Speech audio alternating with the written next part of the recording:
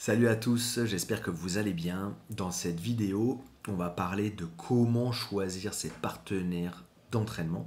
C'est une question qui est beaucoup revenue là, ces dernières semaines sur mes réseaux sociaux où on m'a demandé d'intervenir là-dessus. Donc je vous fais une petite vidéo là-dessus.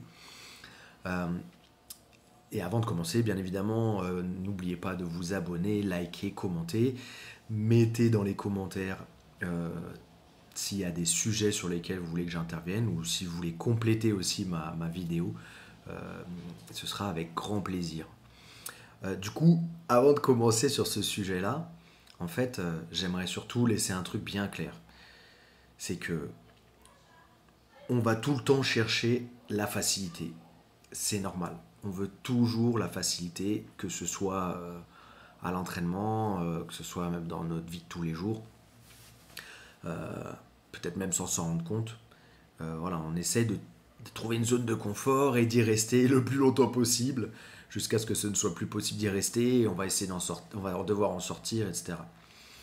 Euh, cette vidéo, elle va pas être là pour que vous ayez des excuses à l'entraînement et que vous soyez tout le temps en train de refuser certains partenaires, adversaires, parce que en fait, le plus important, c'est quoi? C'est vous entraîner avec un maximum de personnes. Un maximum de personnes, euh, c'est obligatoire. En fait, donc ça c'est la première chose. La deuxième chose, c'est que on fait un sport de catégorie de poids, d'accord. Après, on est au sol. Au sol, c'est quand même différent euh, de debout, par exemple, que ce soit en lutte, que ce soit en judo, ou même encore sur les sports de percussion. C'est pas la même chose. C'est pas la même chose. Enfin, si on commence directement au sol, c'est pas la même chose. Et même si on commence debout, on a cette possibilité de pouvoir s'asseoir. Et quand on s'assoit, c'est pas l'idéal d'être en dessous, mais quoi qu'il arrive, on va se retrouver en dessous. Je suis plus léger ou je suis moins fort physiquement. En général, je ne serai pas au-dessus. Je serai souvent en dessous. Du coup, je vais tirer pour la garde et je vais travailler à partir de là. Et en fait, même si le poids reste important dans notre discipline, euh, je trouve que ce n'est pas impossible de s'entraîner avec des gens qui sont plus lourds, voire beaucoup plus lourds que nous. Euh, Maintenant, bien évidemment, il faut que ces gens-là aient un bon état d'esprit pour que l'entraînement soit profitable aux deux. D'accord. Un lourd qui. Si c'est une personne de 60 kilos face à quelqu'un de 90, 100 kilos, si le lourd il passe son temps à utiliser sa force, à jeter le mec dans tous les sens, ça n'a pas forcément d'intérêt. Donc, avant toute chose, en fait, avant de se poser la question de comment choisir mes partenaires d'entraînement, donc la première chose, c'est ce que je vais dire ici, c'est vous ne devez pas l'utiliser à 100% et vous cacher derrière ça pour refuser des sparring à l'entraînement.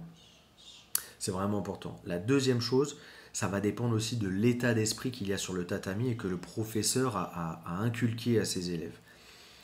En fait, si le professeur encadre bien les sparring et a bien briefé ses élèves avant de tourner, vous pouvez tourner avec n'importe qui. Et vous devez tourner avec n'importe qui.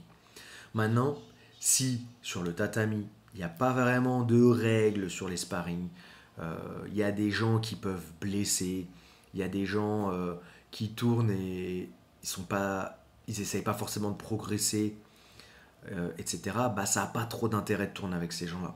Ça n'a pas trop d'intérêt. Après, quand on est compétiteur, il faut se dire qu'on peut rencontrer n'importe quel profil euh, de combattant en compétition.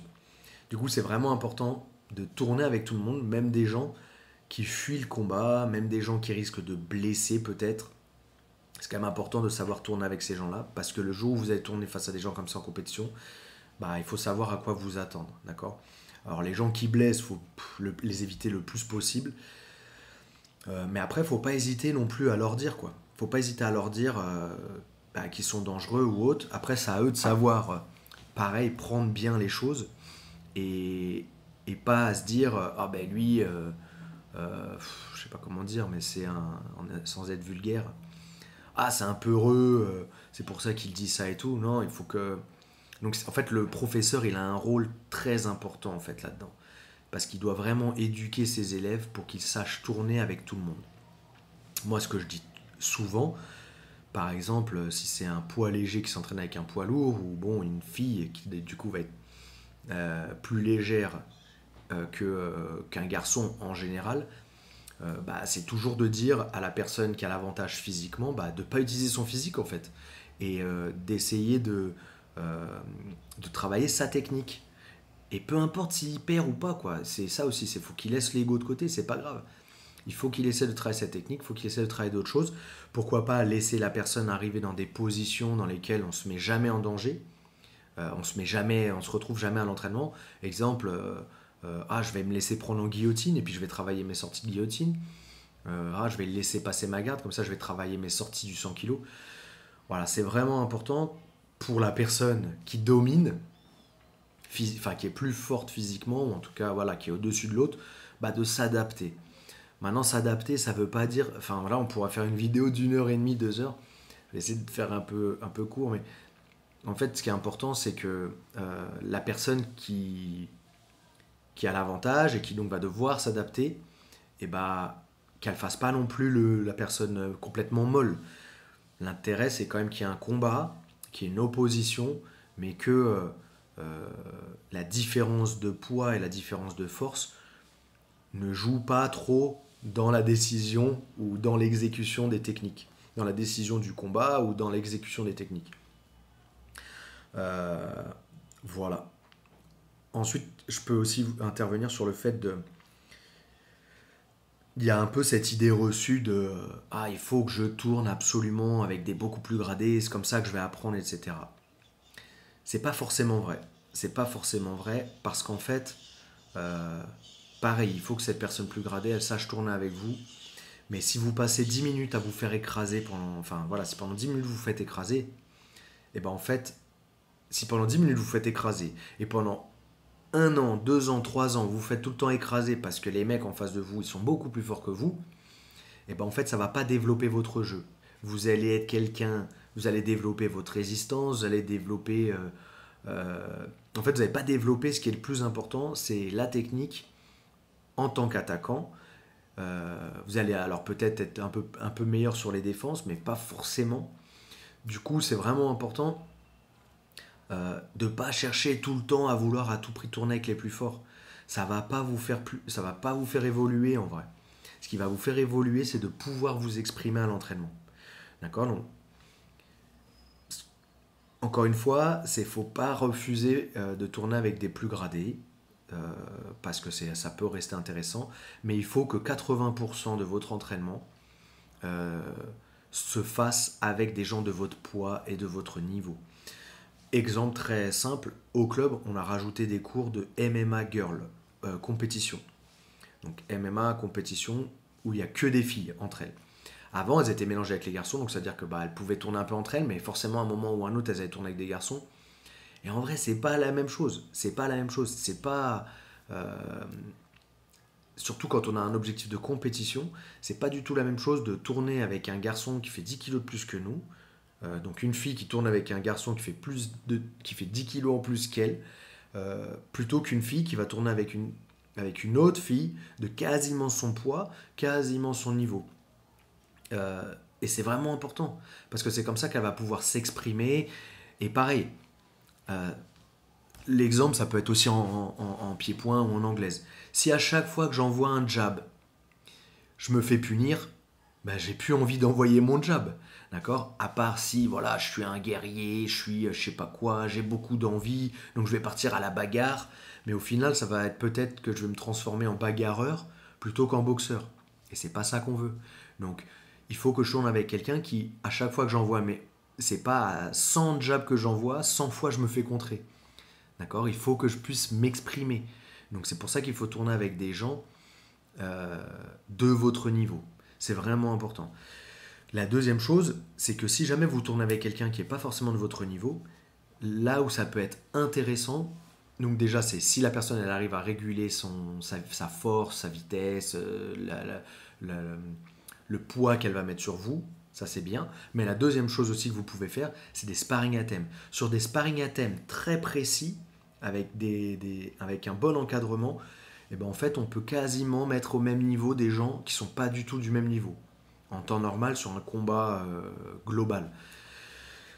Par exemple, si cette semaine on travaille la, la clé de cheville, et ben on va faire un qui attaque, qui fait la clé de cheville et un qui défend.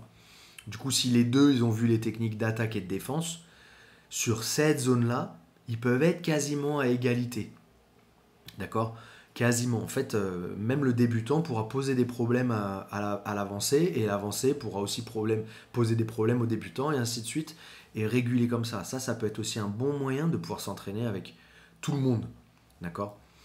Euh, mais, euh, mais voilà, je pense que quand vous avez la possibilité de choisir votre partenaire, tournez avec des gens de votre niveau. Tournez avec des gens de votre niveau. Et ça, c'est pareil. Et ça vaut aussi pour les ceintures noires ou les gradés ou autres. C'est arrêter d'aller appeler un ceinture blanche pour vous échauffer. Arrêtez d'aller appeler un ceinture blanche pour vous reposer. C'est pas comme ça. C'est pas comme ça. Vous devez prendre des gens de votre niveau. Il faut arrêter de vouloir chercher la facilité. D'accord? Après, il y a toujours possibilité de trouver des moins gradés qui vont vous poser vraiment des problèmes. Mais arrêtez de faire ça. Ça marche pas comme ça. Vous vous faites un vrai échauffement, et puis après, votre premier sparring, c'est quelqu'un de votre niveau. C'est tout. Faut arrêter avec le je vais appeler un ceinture blanche comme ça. Ah, mais le ceinture blanche, lui, son premier sparring, et ben, ça va pas être avec quelqu'un de son niveau, ça va être avec quelqu'un qui va le défoncer pendant 10 minutes, 5 ou 10 minutes. Et ça, c'est pas une bonne chose parce que derrière, ça conditionne l'entraînement. Donc, c'est pas bon. Voilà, après, ça peut se faire sur la fin d'un cours, vous pouvez tourner avec. Il n'y a pas de souci. Encore une fois, ça, c'est pas Nicolas il a dit que moi qui suis ceinture noire j'ai pas besoin je dois pas tourner avec les ceintures blanches, donc toi ceinture blanche je tourne pas avec toi. Non, c'est pas ça, d'accord, mais 80% du temps vous devez arrêter de tourner avec des gens qui sont pas de votre niveau, quoi. C'est tout. Si vous voulez progresser, encore une fois, ça peut rejoindre aussi une autre vidéo que j'ai faite sur la motivation. Euh, il faut que vous restiez, on va dire, dans le game, quoi, comme on pourrait dire. Il faut rester tourner avec des gens de votre niveau pour pouvoir continuer à progresser. Mais attention, du coup derrière, je vais me contredire, mais c'est important aussi de tourner avec quelqu'un qui n'est pas de son niveau. Quand on est ceinture noire, par exemple, que je vais tourner avec une ceinture jaune, orange, bleue, violette, peu importe, parce que derrière, des fois, avec quelqu'un qui est du même niveau que moi, il va pas se passer grand-chose des fois. On se connaît, il sait défendre mes attaques, je sais défendre ses attaques, et en fait, il va pas toujours se passer beaucoup de choses, et du coup, je vais pas pouvoir vraiment progresser et essayer. Alors qu'avec quelqu'un qui est beaucoup moins gradé que moi, donc qui a moins d'armes pour attaquer et défendre, eh ben, je vais pouvoir travailler mes attaques, et peut-être aussi mes défenses si je le laisse m'attaquer. D'accord? Donc, voilà, après, c'est à vous d'essayer de mixer un peu tout ça et d'essayer de savoir à quel moment vous pouvez tourner avec un plus gradé et quel moment vous pouvez tourner avec un moins gradé. Donc, il n'y a pas vraiment de règles, d'accord. Il faut... J'ai passé mon temps à me contredire dans cette vidéo, mais ça va vraiment dépendre, c'est vraiment au cas par cas. Et je pense que c'est important de tourner avec tout le monde, mais le moins possible. Voilà, si vous pouvez tourner qu'avec des gens de votre niveau, et qu'avec ces gens du même niveau, vous avez le même mindset de j'ai envie d'apprendre, j'ai envie d'essayer des choses, etc. C'est top, il n'y a pas besoin de tourner avec des gens moins forts. Pareil pour les moins gradés. Les moins gradés, vous n'avez pas besoin absolument de tourner avec quelqu'un qui est beaucoup plus fort que vous pour vous apprendre à jouer ou combattre. Exemple, si je joue au tennis, parce que c'était pour ça que je pensais à ça, si je joue au tennis, mais je vais apprendre beaucoup plus vite à jouer au tennis si je joue tous les jours avec Nadal. Mais non, vous n'allez pas toucher la balle si vous jouez avec Nadal. Et à quel moment vous allez travailler votre tennis, vos coups, que ce soit le revers ou le coup droit, ou la volée, le smash. À quel moment vous allez pouvoir jouer, vous allez pouvoir faire. Alors oui, s'il fait le professeur, il vous envoie bien la balle comme il faut, c'est là où je dis que ça peut être intéressant. D'accord? Mais ça veut dire que lui, soit il travaille d'autres choses, soit il s'adapte à vous. Donc là, ouais, ça peut être intéressant. Mais il vaut mieux jouer face à quelqu'un qui est de votre niveau plutôt que quelqu'un qui n'est pas du tout de votre niveau. Voilà. Donc comment choisir ses partenaires à l'entraînement? euh, Il faut pas refuser de sparring, mais il faut arrêter d'aller chercher ou le trop difficile ou soit le trop difficile, soit le trop facile. Voilà, essayez de rester dans votre plus ou moins dans votre niveau de pratique. Et puis surtout, c'est l'état d'esprit qui est sur le tatami que le professeur va mettre en place, qui est très important. Ça, malheureusement, vous n'avez vous pouvez pas jouer là-dessus, vous en tant qu'élève, mais c'est vraiment important. Exemple, des fois, il y a des clubs où c'est tout le temps la guerre, quoi. Tout le temps la guerre, et puis souvent c'est la guerre, mais avec très peu de technique. Et bah, c'est compliqué d'évoluer vraiment techniquement avec ces gens-là. C'est compliqué parce qu'ils vous font que la guerre tout le temps. Et puis en plus de ça, voilà, dès qu'il y a un danger, ils vont fuir, ils veulent surtout pas que vous preniez un peu l'avantage sur eux, etc.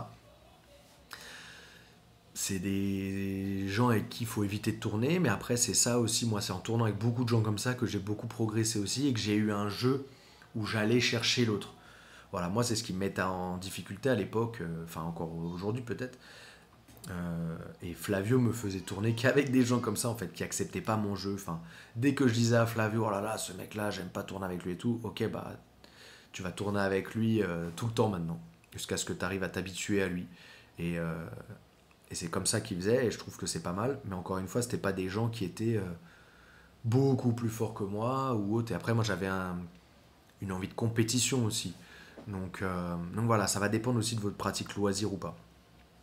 Une autre chose aussi qu'on peut peut-être aborder, c'est si vous êtes blessé ou pas aussi. Si vous êtes blessé, bien évidemment, on va pas chercher des gens qui explosent, des gens qui sont beaucoup plus lourds que nous. Si je suis blessé, j'essaie de tourner avec des gens en qui j'ai confiance, que je sais qu'ils vont pas essayer de profiter de ma blessure pour, euh, pour me finaliser. L'exemple, donc je me suis fait opérer d'une hernie discale en bas, là, les lombaires, au niveau des lombaires.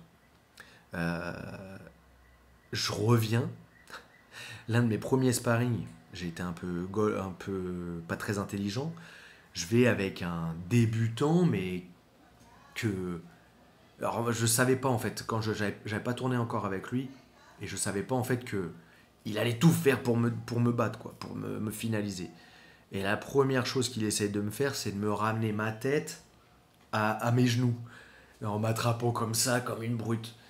Et j'ai dû taper parce que c'était un gogol, quoi. Je revenais d'une hernie discale, c'était l'un de mes premiers sparring. Première chose qu'il fait, c'est il me tasse sur moi-même. Donc voilà, c'est des choses qu'il faut éviter. Et quand on est blessé, bah voilà, faut tourner qu'avec des gens en qui vous avez confiance. Mais ne restez pas dans cette zone de confort dès que vous pouvez en sortir. D'accord, c'est très très important. Si vous voulez vraiment progresser, il faut tourner avec un maximum de monde. Voilà, maintenant, mais après, il faut savoir à quel moment tourner avec ces personnes-là. Je pense que c'est ça qu'il faut essayer de retenir de cette vidéo. C'est qu'il faut tourner avec tout le monde.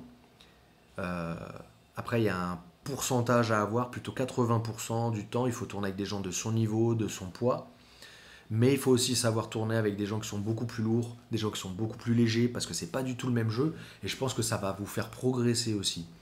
Je suis un peu dans cette phase-là actuellement, où je tourne beaucoup avec. En fait, pendant une période, je tournais qu'avec des gens qui faisaient ou mon poids ou plus lourd. Voilà, je fais 80 kilos, du coup j'étais tout le temps avec tous les lourds.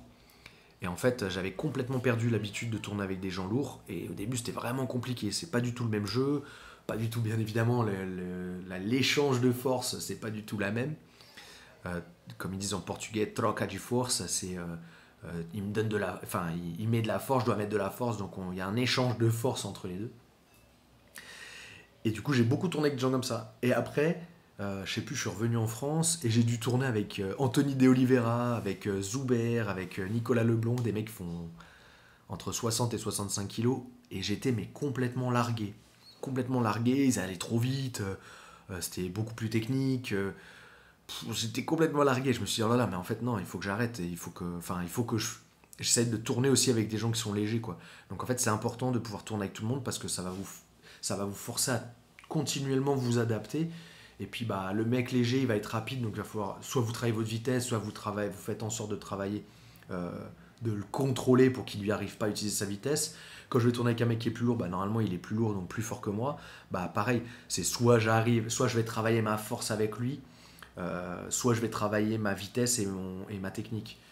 Voilà, enfin, c'est pas évident, mais tournez avec tout le monde, adaptez, adaptez votre façon de tourner en fonction de avec qui vous tournez.